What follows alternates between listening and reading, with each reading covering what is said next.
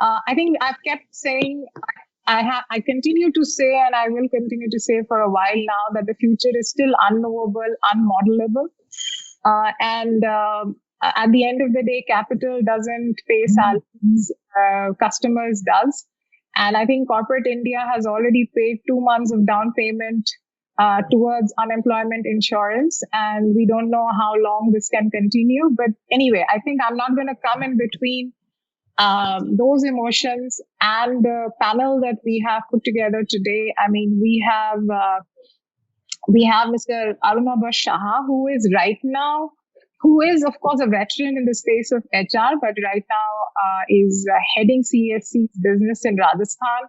We have Mr. Sandeep Bhattacharya, who is head of HR and admin for Supreme Group.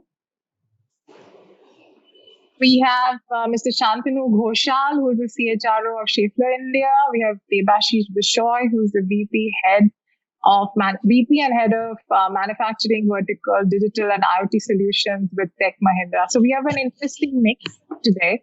So without much more of introductions, I think I'll get down to the first question that I have for the panel, and I think I'll go in the same order as I have introduced you all.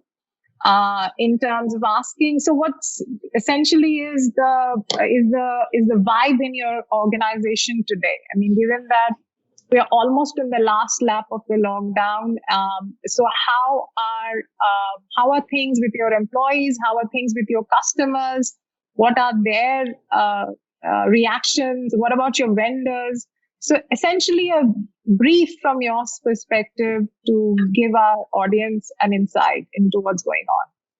So I would probably request Arunabha to probably start. Okay. Thank you, Ritu. Thank you, and thank you all the panelists to be here, and the participants, whoever is like. Am I audible? Am I audible to everyone? Yes. Okay.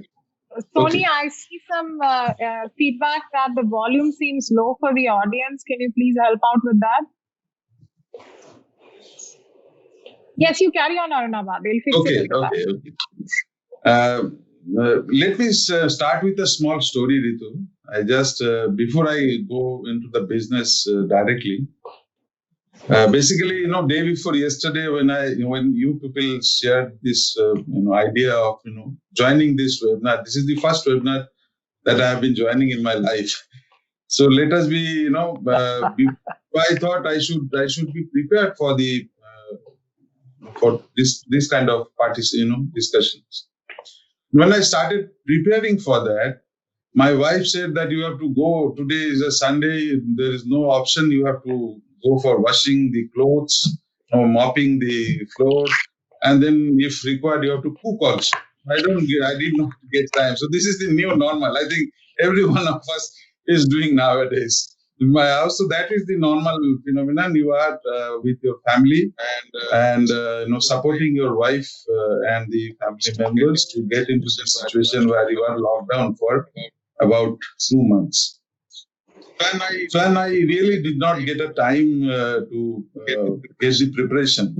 But yesterday night after the office, we are into essential service. We are into power, so we have no other option but to continue with the business. We have to supply 24 hours powers to all the locations. Let me share. I have been handling 3 locations here at Jaipur. We are distributing power in Bikaner, in Kota, and in Bharatpur. So Kota has been, all of you might know about Kota. It's an education hub. Bikaner is a place which is close to Pakistan border, and Bharatpur is close to UP. It is close to Agra. So we are handling all 3 locations, and I'm sitting in Jaipur. And we have, before I go into that kind of discussion. Yesterday I saw a movie and called Pursuit of Happiness. I believe all of you have seen that movie. And when I thought about resilience, the subject of today's discussion, I thought that movie could have been the best, kind of everyone can see how this Chris Gardner took his dream to be a millionaire a homeless person. So when I go through that, gone through that movie, I really understand what is to be done in today's situation. However, coming back to the situation where my employees, my business situation, my business, since we are into power supply business, we purchase power from government of Rajasthan and we supply and distribute the power to the consumers. Now, while we purchase the power from government of Rajasthan, we have a agreed rate by which we purchase the power and we distribute the power at a price which is decided by the government of Rajasthan. And while supplying that power, government has already declared, some of the, what should I say, relief for the consumers, that 2 months you don't have to be paid for the electricity, and you will get the electricity. There would be no disconnection, and so on and so forth. And apart from that, I also received some instruction from the Chief Minister's office that you have to maintain the supply for 24 hours. So that is a kind of a situation where we don't know where from the revenue will come, because government has declared a deferment of payment for 2 months. And we'll have to purchase the power from the government at a price which is agreed upon. And then you cannot disconnect, you cannot open your cash office, you cannot go into the office. So this is a kind of situation. So when I started, when we looked into this kind of situation, we thought that somehow we have to manage to get some collection from the consumers. So we actually thought of many digital auctions. We started going into the sending bills through digital means, SMS with a link where you can open the bills. Bills were generated in a provisional manner. It is there in the law. So you can generate the bill if you are unable to read the meters. So you can generate the bill on provisional basis. So we took that from the law. We generated the bills and we sent those bills to the consumers through SMS services. And then we started calling them. And then we allowed some discount if you pay through this channels, etc. You get some discounts, etc. And honestly, there are many other ways of getting into the collection. We publicize through newspaper, publicize through TV, through FM, etc., etc. And then we really end up with a 44% collection, about 44% collection in Kota, around 57% in Bikaner, and in Bharatpur it should be around 67%. So we at least end up with some revenues from the consumers. And the consumers were happy to get the power, and we maintain the supply of power of about 23 hours in a day.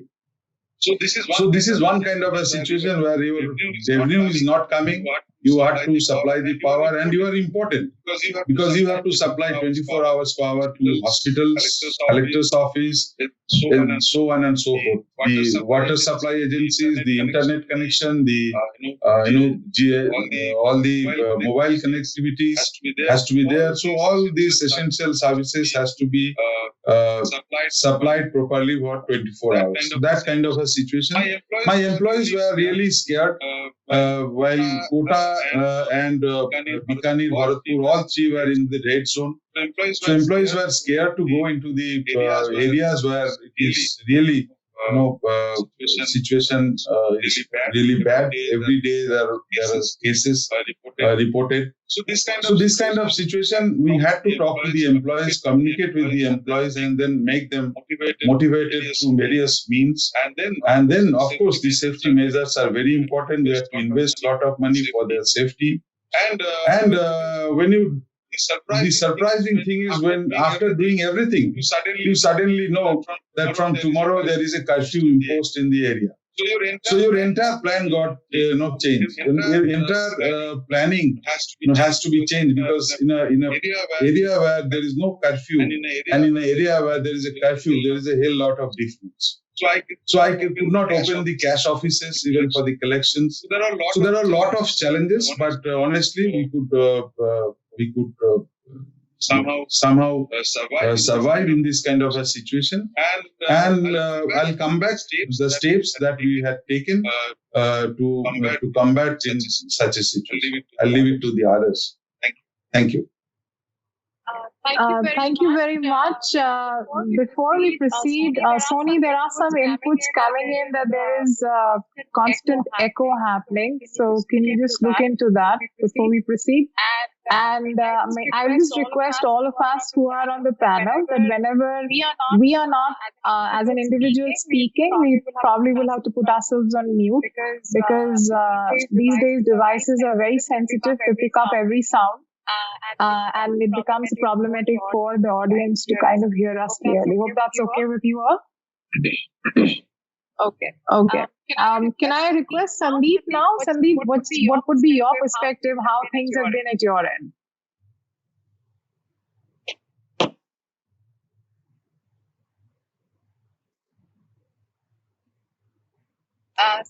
Sandeep, you might have to unmute yourself. Yes. Thank you. Is it okay now? Can you hear me? Okay. Morning to all, and thanks to TeamLease and Rituparna for having me here. I think it's wonderful to be a part of this webinar. I come from the auto industry as well as we are into non-wovens, and people think that everything is gloomy. In general, people think everything is gloomy and things not going right, what's in store. But I really feel it a little bit otherwise, because even being in a sector like auto, I think, or even for across industries, definitely we have a plan B, and this plan B needs to be implemented by every industry, because this is the time actually which gave you the opportunity to probably think over of a plan B and to implement it. But having said this, I think even in my industry or all across, we strongly need to look at the entire, the supply chain, keeping the customer, the end customer in mind, because that is where, again, I go back to Peter Drucker, who said, holding to customers and creating customers is the key to any organization. So it's not the shareholder value that you create, it is not the EBITDA, that you make, because those are all outcomes. So primarily, I think, that's pretty much the key. I will break the entire supply chain into small pieces. Now practically, if you are to overall an organization, when the organization is, running and active, it's difficult. But now I can say the organization is like an aircraft, an airplane or a car, which is in the garage or at the hangar. So this is the time to actually break up part by part and question yourself. Take out every part, that which particular part where I can value add, where technology can value add, where process can value add. And this is where across industry, that I think that is what needs to be done. And just question yourself, because this is the time. And technology and process, if you think can value add anywhere, that will shorten your supply chain between the first stage and the customer. So that becomes exclusively very important. And coming to this pandemic, I think there is so much of negativity flowing around, but definitely employees will be a panic, and so are employees in my organization. They're in a little bit of a panic scenario. But I'm constantly telling them, this is not the worst pandemic we have faced. I mean, it's not that. We had the World War I, where 40 million people died. We had the Spanish flu, where 50 million people died. We had the World War II, where 80 million people died. And every year, 5 million children die of starvation. Last year there were 5 billion children who died of starvation. So God forbid, I hope it's not the same this year again. But having said this is not the worst pandemic. So we should not panic the way we are, including, all industries that are going through, including the industry I am in. So I think, this will bring in a lot of change and a lot of change for the better. And because primarily this is the time where you can break up your organization and see where the improvements can come in and accordingly implement that. If there is a course correction exercise, you need to do it now, and I think this is the best time. So this is where I would like to leave it out here, and probably the next speaker can take over. But this is my view all across, including my organization. Okay. Thank you so much, Sandeep. I think apologies to the viewers. I know there has been a lot of feedback inputs on there being an echo sound. So just stay on the YouTube link. We're going to disconnect for a while and re-log in to fix what the problem is, right? So please stay on the YouTube link. I would request all the panelists that just log out for a moment. I think we log back in again in another 10 seconds. I would again request all of you who are not speaking to put yourself on mute. Yes. Thank you. Yes, Shantanu, let's start with you. Good morning. And again, thank you very much for inviting me to this webinar. I think it's really an unprecedented time. I know that Sandeep just talked about giving a reference of World War, but at least in our lifetime, this is something which is really unprecedented. And interestingly, if you just look back for a few years, you are going to see that we have been actually experiencing disruption after disruption after disruption. So we have challenges in terms of shared mobility, we have challenges in terms of different our business model coming in, and now this is the mother of all disruptions. And possibly this has taken all of us a little off guard. So if you look at, I think initial level, all of us, including our company, we were a little bit puzzled that how to handle this. And, gradually we started realizing that this is not something which is going to go in a jiffy. And today, if I just think a little bit calm and logically, we still don't have a solution. Lockdown probably is a pause. Till the time we don't have a medicine, this is going to go probably a few more months, and it can only go up and down. And you can see that within last few days, the number of infected cases has jumped exponentially. So, I think probably in this scenario, what I foresee that you just cannot be in a suspended animations for a very long time. So you need to get back to business. But probably the way we think that we are going to approach is a two-phase. And the first phase obviously is going to be just very, very strong focus on safety and mental wellness. So the second term is something which is still a new term for the Indian industries in a big way. I think probably we do not really give due importance to this phase of it. But I believe that all of us would need this phase to be looked into for all our organizations. And that's what we are planning to do in our company as well, along with big time on the physical safety. So the first phase of the operations is basically to get into a situations where we are getting back in a calm and composed manner, making sure that the containment, safety, continuity is really looked into. And what I would say that when I have my discussions with different leaders or different walks of life, not only from my company, we also keep talking that this is not something which is going to be a forever matter. So there would be a situations where there would be a pent-up demand coming up. So I think probably as a company, we also need to keep that in mind, that we don't take our eyes off in terms of making sure that our, many companies are talking about higher increase, salary increase, etc. Yeah, all these are short-term measures to make sure that your liquidity is intact. But we need to keep in mind that if we lose out our good talents, that is not to give us a long-term differentials when we are going to have a good demand in the market. Similar way, if you look at, I think probably the whole workforce modeling is going to go through a big shift. So this work from home concept, probably virtual working, are going to come in a big way in the coming days. So therefore, I think companies, in spite of having some difficulty in terms of business, still need to have a look at how do we make sure our cyber security point of view is also taken care of. How do we ensure that more and more people have a better IT equipments to handle the work from home? So these are some of the areas I would say, along with the safety and security part of it, also need to be kept in mind when you actually get back from a long hiatus of lockdown and get back to a business once again. So I would probably put a pause here and let. I was talking about quota.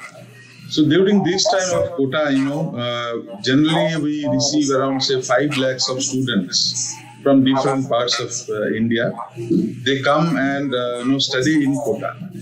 The entire economy of quota is dependent on the hostels. There are lots of hostels, maybe around 7,000, 8,000 hostels. And every house, if you go, every house, there is a place where, the students are staying and that the people are getting rent. Somebody is supplying the food to them. Somebody is supplying the some education materials to them. So entire economy of quota is dependent on the students. And it has happened entirely reverse this year. All the students who are there actually left quota. So all the hostels are vacated.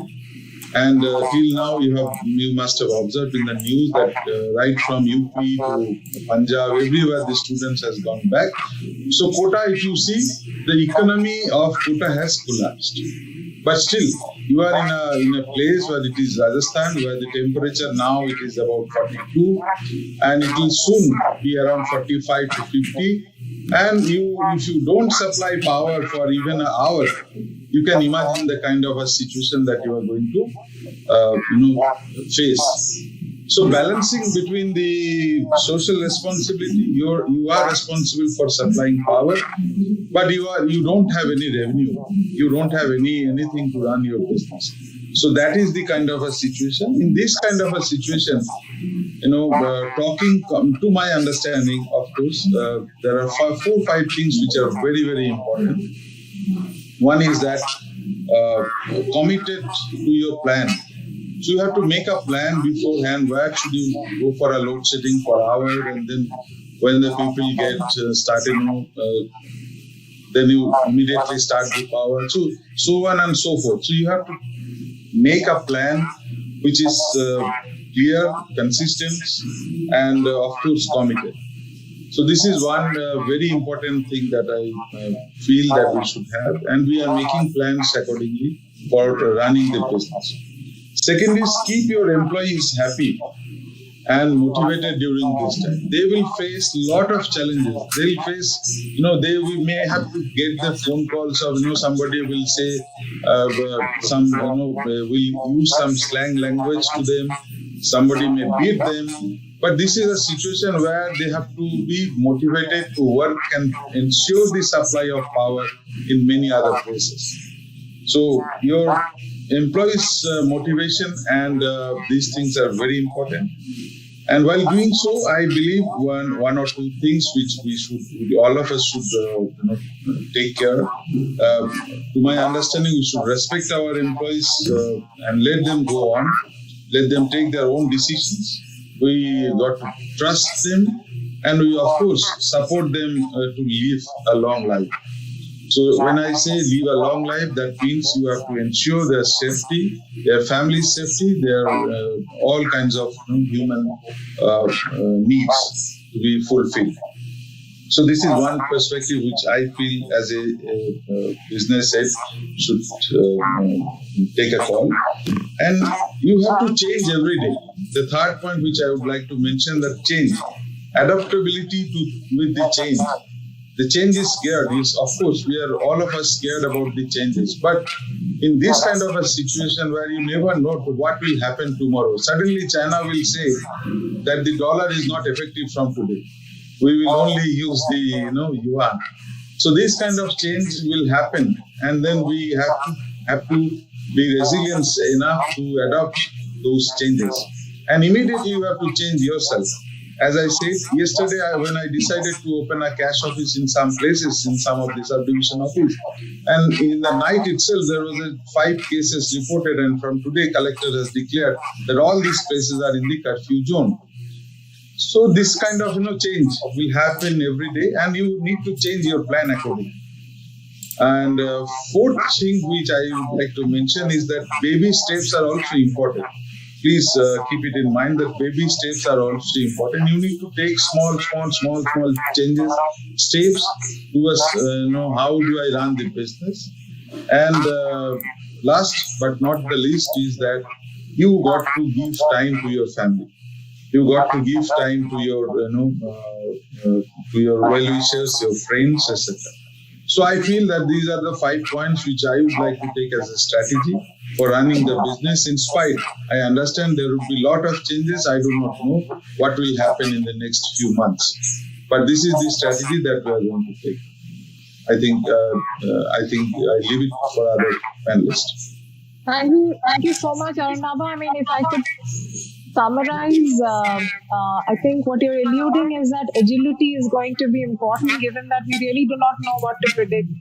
And hence we have to garner the courage to be able to make decisions on the move, on the go, and see how that pans out. Thank you. Excellent. Sandeep, now I'll move on to you.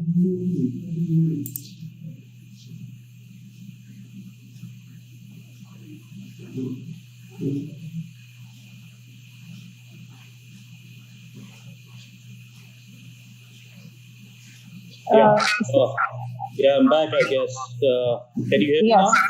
Yeah. Yes, we can, but we can't see you, Sandeep, for some reason. Okay. We can. There you go. It came and it went away. Yeah, now you're there. Again, it's gone. Yes, now I'm there. Yes, right? yes. Okay, fine. So I just had about 3 odd points on this context. Firstly, you see, your plants are going to remain. I mean, we in this kind of a scenario, we really think there's going to be work from home. All employees will work from home, and also it's not going to be that. Your plants would remain where they are. The manufacturing units would remain.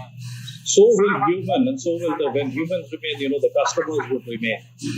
So now having said this, yes, certain functions may have a new operating model, including in the industry where I come from. Is primarily the support functions. Yeah, there may be a lot of work from home and things like that. And in the personal connect may reduce, but employee engagement may increase as well, because instead of doing 1 huddle in a day, you may now have to do 3 huddles. So that's the other picture of it. Now imagine another function like an R&D. Can they actually work from home? They can't.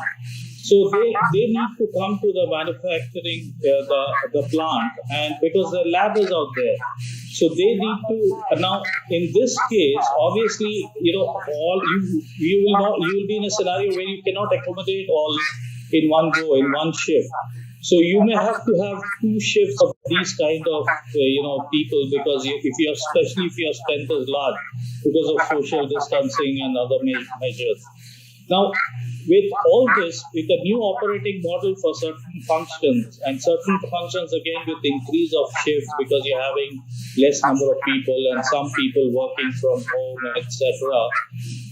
What about the policies that you have within the organization? Now, these policies again may need a revamp. Now, when I talk about the revamp of the policies, I'm not talking about the statutory policies, because that goes with the statutes, the laws that are there. Until the laws change, you cannot do anything. but more the intrinsic policies which are there in the organization that may need a revamp going forward because of the change in style of your work.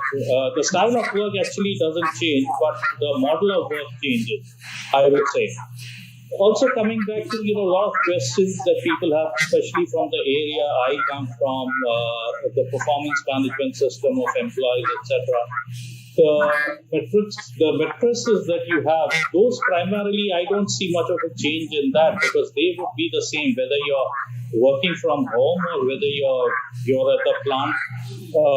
But again, the silver lining on this front, especially from the function I come from, this will be a true opportunity for HR professionals really to work as a true business partner because dependency or a CEO's dependency on you would that much more increase. Because if you talk about, organizations are going to restructure to some extent. They are going to, merge. There would be mergers and acquisitions.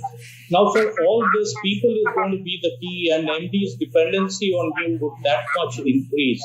And, there would be scale up and scale downs and things like that. So the core at the heart of all this would be the HR person doing this. So, that's a silver lining where you can actually, contribute that much more in this kind of a scenario. So I think this, I just wanted to highlight this point, or these points to answer your question, and now I leave it to the next speaker. Thank you so much, Sandeep. I think there is one question which I'll come back right at the end is how do you recommend businesses should reconcile between the conflict that might arise from human resource and the business head? But I'll come to that question right at the end. Santanu, over to you on the next for your views on this.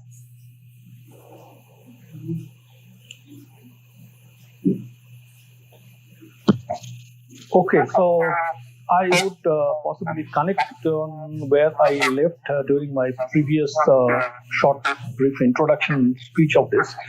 So even now, if you look at, there's a considerable amount of uncertainty in the whole environment, in any company, wherever we are working. And I would probably extend what Sandeep has said, especially in a manufacturing environment, there is a set of people who would necessarily need to go to the plant, physically be present, work, and then there is another set of people who can still work from home. On top of that, these social distancing norms, IT infrastructure. So there are a number of variables which is making things pretty ambiguous. So in such situations, if you look at employees, they would look at the leadership mainly from a trust perspective. So if I look at this and break it up, there are two elements which are coming up very, very loud and clear. One, as a leader, how much I demonstrate the compassion and care for my employees. And second, which is also very much important, is the credibility. That how credible I am as a leader to navigate in such a situations. So both this part is very, very important going forward as we move from a lockdown to a normalcy state. And if I look at from that context, I would say I would look at probably two important factors which would be very important. One is basically going to be communications. And within communication also, I would rather emphasize on storytelling. During the course of conversation in the first round, somebody has talked about negativity versus positivity. And no doubt that nobody needs to actually give a false hope. But at the same time, harping too much on the negative aspect of the communications does not do any good. And therefore, it's important that we a twist towards our storytelling and highlight whatever positives are coming out. In terms of, if I look at our plant, we have plants in different locations of the country. So even if one plant gets opened up, or even if during the period of this phase we get an order, so such news needs to still go out and reach out to the employees. That's very important, and that's where I think probably we need to build up that positive momentum, which probably we have lost in the last couple of weeks or couple of months. And that would actually build a strong foundations for getting back to normalcy, because business, for sure, is not going to be very smooth for the next 2 to 3 quarters. And we need every bit of positivity to get the momentum and motivations going for the employees. So that's one piece of, I would not call it wisdom or advice, but probably something which we need to really focus on going forward. Second, I would also see is that leadership needs to really go into more a distributed leadership model. So we really need to figure out maybe multiple players, many next level people really play a role of multiplier and communicate more like a cascading partner of whatever messages we would like to put, we would like to communicate to our people down the line. And third, which I would say is that in the context in the partner, it's very much important, instead of saying what to do, rather why are we doing this? Because I believe that every individual employee has intelligence and therefore they understand. Be it a shop floor workers or be it your R&D scientists, if we can go back to them and provide them the right context about what we are doing, then probably the challenge of the human resource professionals that why do we need to have multiple different types of treatment and policies for different set of people can be much better explained rather than giving them different power. So that's the reason I said that the storytelling, context setting, purpose-driven communications are going to be very, very critical in the coming months and weeks for us to get back to normalcy. That's all I want to share from my side right now. Yes, Debasis. There are a lot of IT, of course, is very newsworthy, right? Everybody picks up anything that happens in that sector. How do you think that the industry is preparing itself for the future now, here on? Because I personally believe that one of the biggest gainers of COVID should be technology, right? Ritu, you are actually right. We are actually looking at it as with a very, very positive frame of mind, and not in an opportunistic sort of way. But the fact of the matter is that going forward, a lot of our core industries, whether it is transportation or healthcare or banking, will definitely move to a way of life where there is increasingly less and less personal contact, right? So, and in a technology context, we call it movement to the physical and digital domain, right? So that is going to happen, and that will only happen if there is technology available to enable that. Given the industry that I come from, we operate, primarily in the B2B space, right? So the way we have tried and responded to this is in two parts. The first is, of course, first and foremost, we started thinking about business continuity for our customers, right? So the question that we ask ourselves is, what are the top 3 or 4 things that we can do in the context of our operations that will keep my customer, business as usual, as in not face any disruptions, so on and so forth. The second point that we thought about was how do we apply business continuity for ourselves. So with these 2 guiding principles, I think the delivery aspect of our business has been very well taken care of. Definitely the people aspect of it is extremely important, because in the knowledge industry, end of the day, it's a people and skill intensive industry, and that is the sort of raw material that we work with, right? So employee health, well-being, etc. are extremely important points, and I'm sure not just us, not just in the technology industry, but globally, every employer, every industry has woken up to the fact that, employee health, safety, and well-being, most important is well-being, because there is a huge amount of difference between, an employee that comes to work, or rather work comes to home these days, versus an employee that is motivated, right? So there is a magical difference between the output. So motivation also needs to be taken care of and thought about in the new context, because man used to be a social animal, and I don't know whether that is going to be the case anymore. but a lot of our output actually gets used to get produced when people used to work in teams together, right? So that is a fundamental change that we all are preparing ourselves for. I don't see a huge challenge.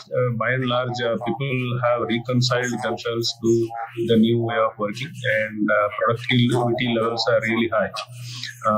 Something as simple as, I know Ritu, you live in Bangalore, and then you can testify to the fact that Bangalore traffic is one of the worst, right?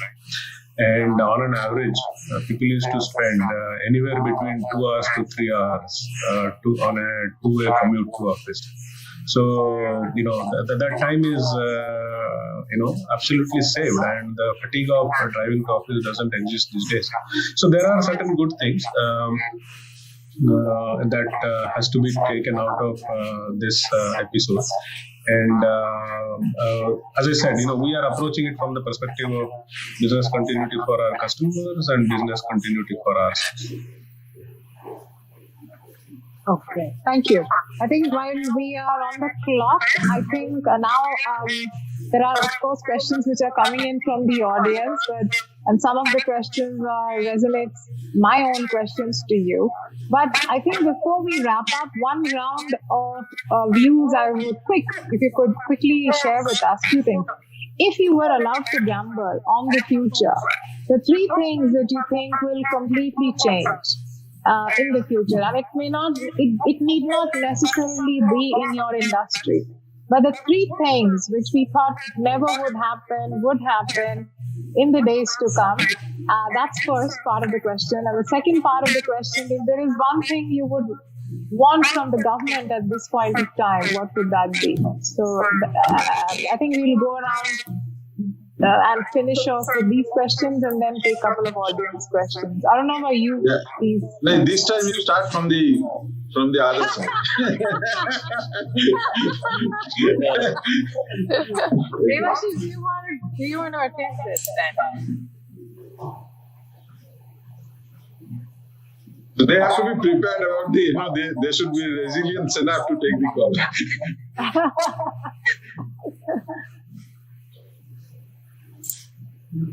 Please unmute, girls. Please unmute. Even he's taking time to think. No. I was on mute. Sorry, I was speaking on mute. You're right. Good observation. I think a couple of things, right, in terms of what will fundamentally change.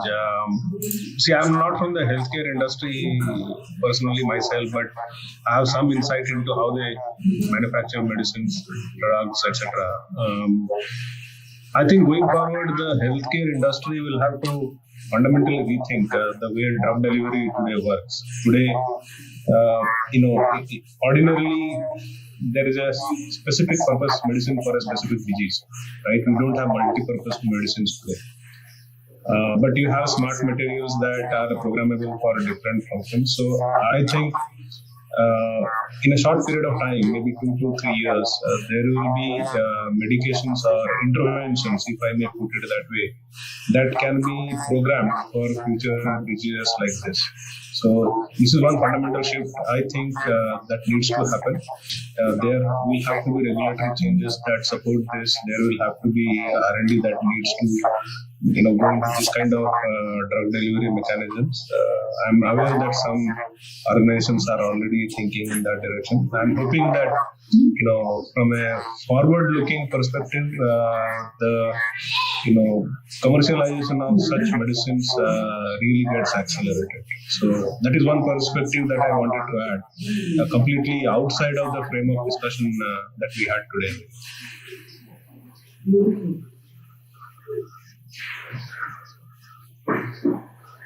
Yeah, over to you. Anyone else who would like to attempt going second? Please unmute yourself. Yeah, I think all of us are doing the same mistake. So I think from there are two perspectives. One from a business perspective, I guess, from an Indian companies and also the global companies operating in India, I guess there will be much more seriousness about risk and the business, disaster recovery part of it. So if I look at most of the companies, we do have this process in place, but this probably would be much more robust going forward. So that is something which I see is going to be a major shift in terms of the business approach. And from a people function standpoint, I see that there is going to be a significant shift in terms of the e-learning and the training delivery. So this, I guess, that is going to go through a huge shift. Not only e-learning, probably overall the employee experience portfolio. So these are the two areas where I would see there is going to be a huge shift in terms of the approach of physical delivery or physical experience part of it to moving towards a digital part of it. So these are the two shifts which I foresee that is going to be for sure changes going forward. And anything you would request the government or any intervention from the government you're hoping for? I can come back to you if you guys need time to think about that one. Maybe you can come back on the second. Okay, fine.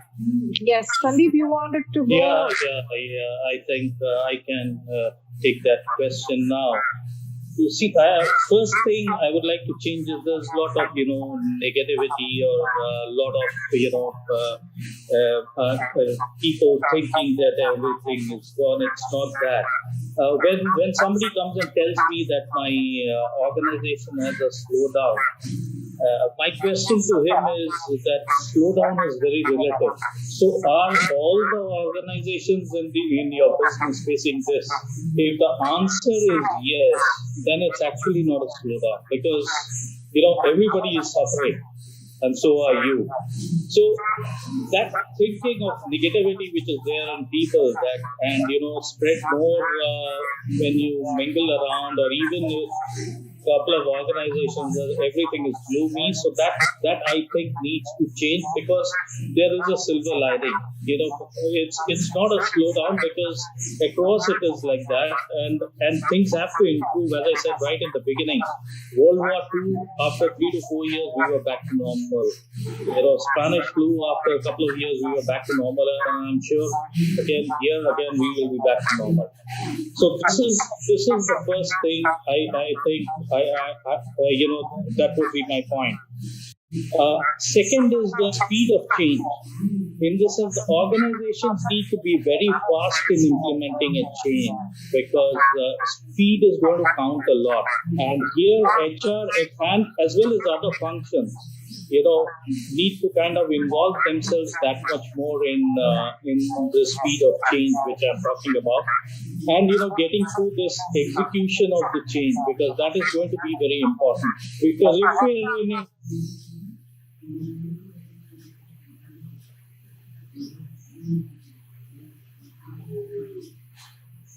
I think we lost Sandeep for a bit. Arunabha, do you want to come in here till we get him back on that? Yeah, I can just add, I largely agree with Sandeep, but at the same time, I said, to my understanding, as most of us was telling, that I want government to take necessary steps to so that we can revive the economy. That is most important. Once we revive the economy, I think most of the things will be normal on most of the things. So we need to take all the steps which are necessary. Need to consult with the experts to revive the economy. That is the first thing I expect from the government.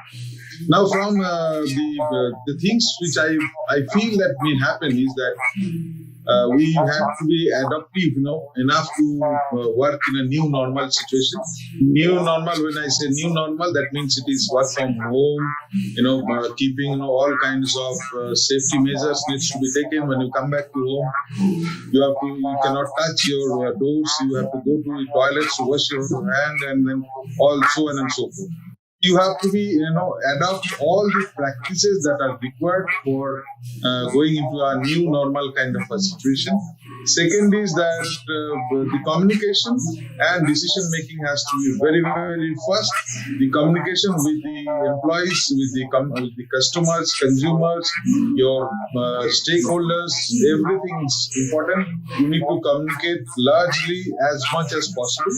And the most important challenge which I feel that is going to happen is that the ability to pay to the shareholders, ability to pay to my power from where I purchase the power. So all those are the challenges that we face. Thank you. Sandeep, do you want to wind up because you got disconnected for a bit, so we missed your last bit? Yeah, what I was saying is I talked about the change, and the execution of change is my third point, which is equally going to be very important and key. And across functions, every function has to involve in implementing this change.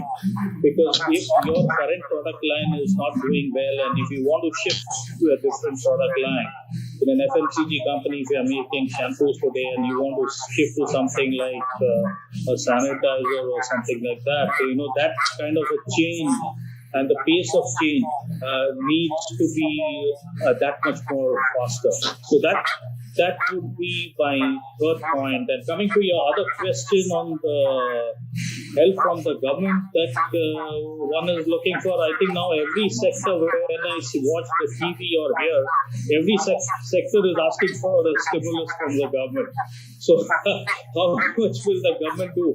But if you personally ask me, I think, one sector, mobility is a big thing and which is a part of us these days because everybody needs to be mobile. He's probably home is somewhere else, his workplace is. You have migrant labor, etc., which is a big thing now, which is coming up. Now, this mobility sector, I think needs some kind of a stimulus, whether it's roadways, railways, anything. That needs some kind of a stimulus, probably, which I strongly feel. Good. So I'd like to end at that. Yeah. Thank you. Ashish, there are questions that are coming in. I'll come straight to the question that is there for you. I think TCS made a very bold announcement in terms of saying that in the long run, they shall be moving large part of their workforce permanently to a work from home arrangement.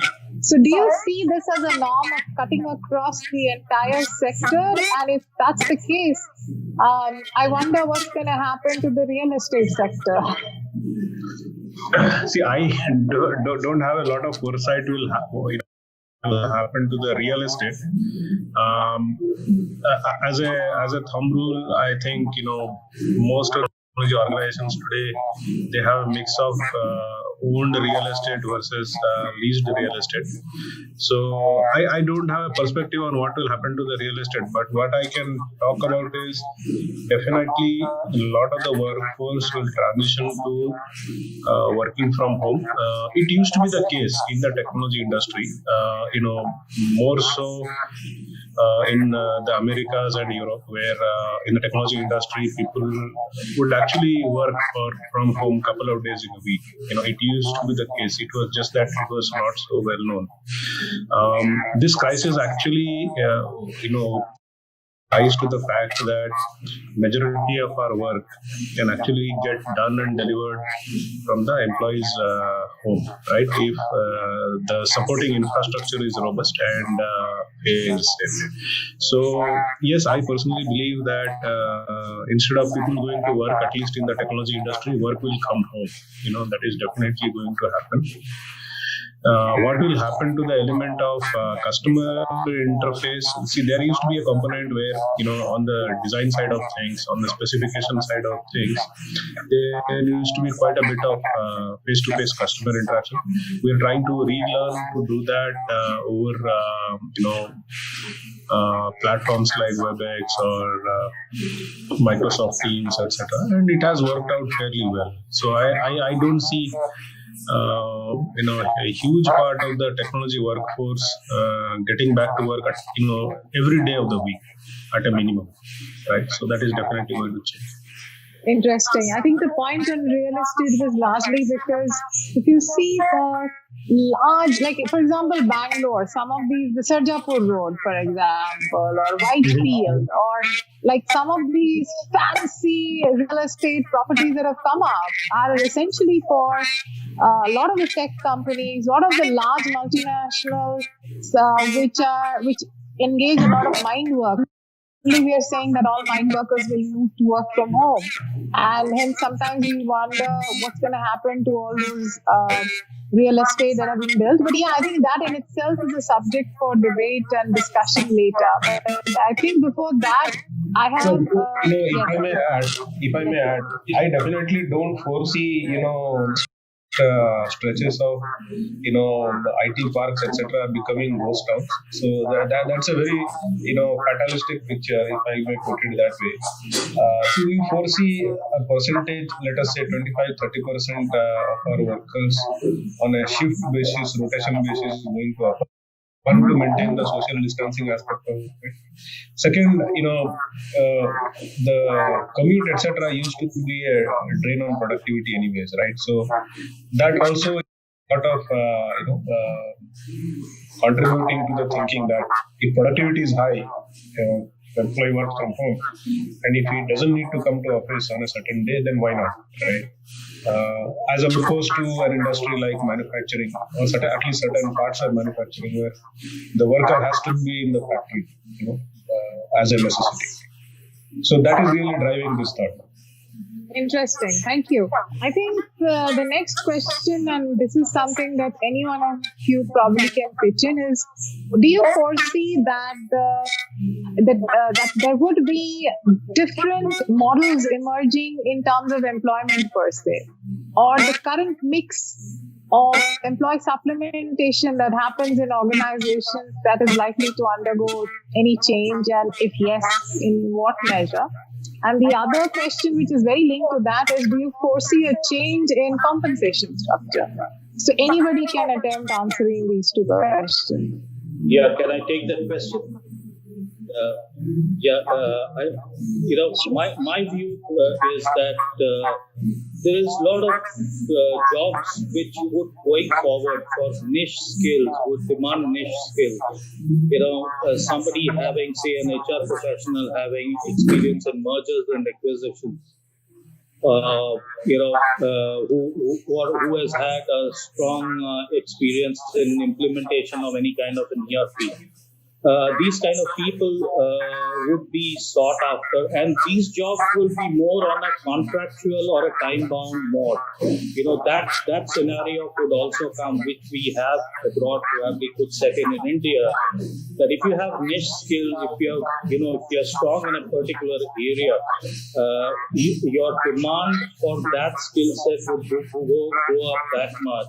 And you could be sought for a period which is time bound, with clear-cut deliverables that you do this for me, and then that's it. So that's going to be a change.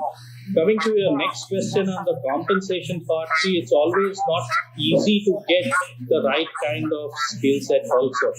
And when you are actually looking for a niche skill, there may not be too many people.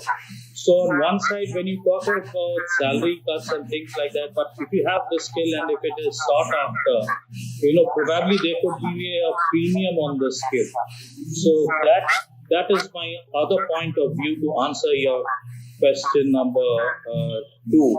Say, for instance, and people actually would come out of their shell. When I say come out of their shell, is somebody who's very strong in L&D support, and he has all along worked for an organization. He would probably now explore what he can do himself, and he would be probably very strong in a particular area, say sales training or whatever, and then he is a sought-after resource by many organizations. So he also inherently comes to know what kind of demand. So this is the kind of change which I foresee going forward. So that's my view on this. So I think I agree, Sandeep, what you said, and that's typically the gig workforce model.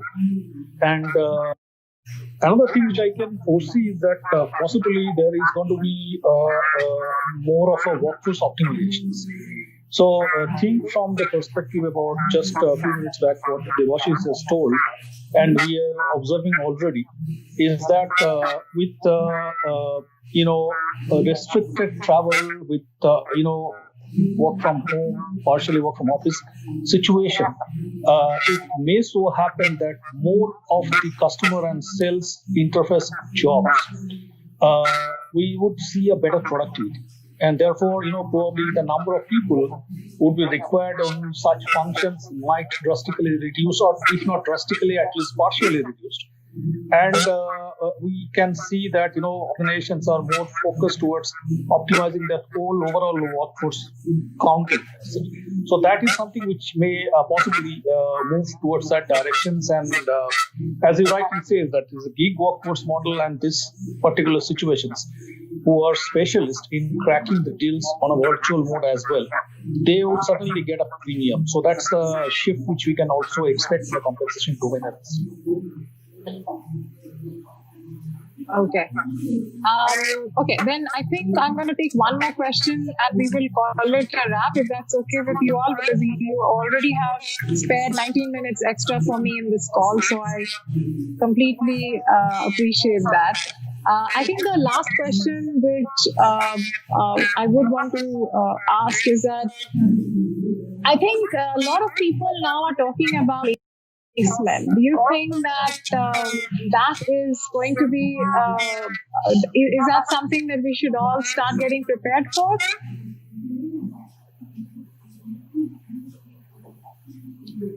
I mean, do you think that there will be specialists which will emerge now, whose job is just outplacement? Yeah, again, just to answer that question, I think this is linked to my previous answer. You see, any skill that is sought after will have demand, and typically could be outsourced even to a third party. So that is, another scenario. Like you may be on the roles of a service provider. You're there, but you're taking up multiple assignments altogether. So I mean that is another scenario which could come up, and provided, of course, that but where you're being outplaced, we have vacancies, and needless to mention that. But I think outplacement will also catch up, because this outplacement generally also catches up where tenures are small and tenures are not that specific, and where the organization also thinks it's a win-win situation for them.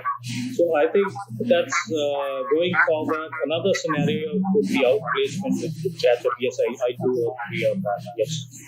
Anybody else have any thought on that? Well, yeah. No, I think I'm good. I guess probably some.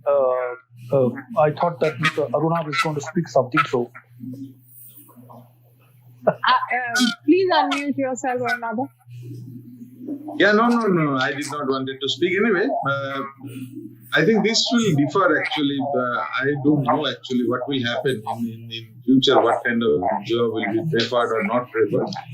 But one thing I can understand that, of course, you need to have a lot of multi-skilling personnel who can work from home, who can work from any other place, who can go to the sites. So multi-skilling would be important for all of us. And there would be some changes, of course, in the requirement of skills, as a skill requirement, if you say. But at this point of time, it is very difficult to foresee, because I don't know which companies and which industries will survive and which are not. So if I talk about the industries like food industries or beverage industries, they are doing pretty well. They are doing, their earnings have grown up. Even in this kind of a situation where they have huge earning, their productivity is huge. People have started, taking materials for 3 months instead of 1 month from the big bazaars and all those. So their productivity has increased. They have been paying a good amount of salary and incentives to their workers. So I am not very sure what will happen in future in terms of employability of the employees. So before we all wrap up, one final question. What is the first thing you are likely to do after the lockdown? After the lockdown? Yeah, the first thing you would want to do after the lockdown. Oh, and in fact, for me, I've been doing Yes, talked Debasis. about it already. Maybe if this is the right thing to do after the lockdown, maybe long drive will be a good idea. Good. I know. Any other thought? Any one thing, the first thing that you're likely to do after the lockdown? See, I am in office. I've been doing engaged in the office because we are into essential service. But yes, my first preference would be to take my family together to a place and stay there for 5 days, 6 days, and enjoy. Because my family and my children are really in a room for last 2 months. My daughter has just completed her exam on secondary, and after that she is in the home only. She could not go out, so I would like to take my family to a place where we can enjoy together with many people. Nice. Well, I have already given a commitment to my daughter to take her to a conference. Yeah, ultimately we are coming back to the family, This is ultimately we need to come back to the family. Yes. Yeah, for me, I think the question would be how much of home more. So let's get back to work now. We're just missing out.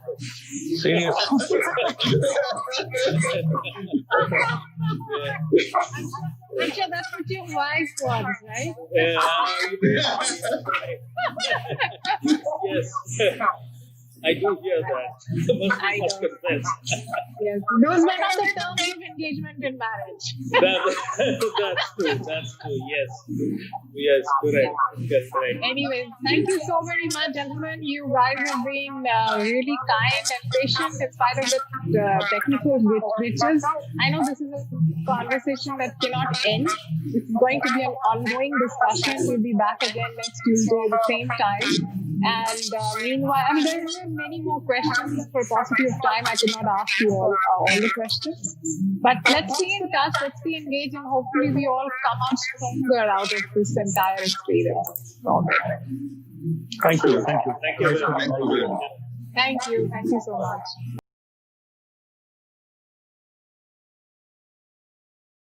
much.